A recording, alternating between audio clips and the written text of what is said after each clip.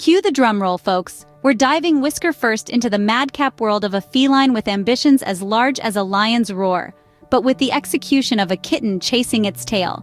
Meet our audacious protagonist, the Crazy Kitty. Now imagine, if you will, a cat with a Napoleon complex. That's right, Crazy Kitty believes she's destined for world domination. Her mission? To replace every world leader with cats. A world ruled by cats, for cats. She's got the plans, the passion, and the perfect amount of insanity. But alas, the execution, well, that's another story. Our story begins on a quiet Tuesday afternoon.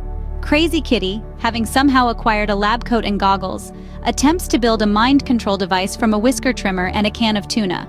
The result? A spectacular explosion of fishy fragments that leaves her looking more like a catfish than a cat. Fast forward to attempt number 2. Crazy Kitty decides to infiltrate the United Nations. Her disguise? A trench coat and a fedora, because as we all know, nothing screams undercover like a fedora. She struts in, full of confidence, only to be mistaken for a lost pet and escorted outside with a pat on the head and a saucer of milk. Moving on to her third escapade. Crazy Kitty, now a self-proclaimed cat ronot, attempts to launch herself to the moon. Using a dustbin and a load of fireworks, she aims to establish a lunar base. What happens next? A dazzling display of pyrotechnics and a cat landing back on Earth, fur singed and dignity bruised. Through it all, Crazy Kitty remains undeterred. Her determination is as relentless as a cat chasing a laser pointer. She's got the spirit of a tiger, the audacity of a lynx, and the hilarity of a cartoon character.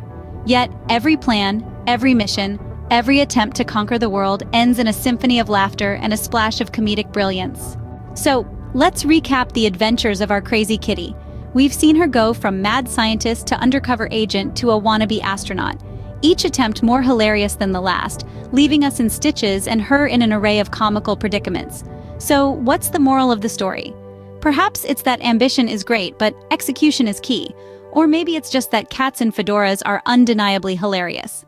Either way, Crazy Kitty's adventures remind us that sometimes the journey is far more entertaining than the destination. So, as we bid adieu to our fearless feline, remember, in a world where cats dream of domination, be prepared for a whole lot of laughter and a dash of madness.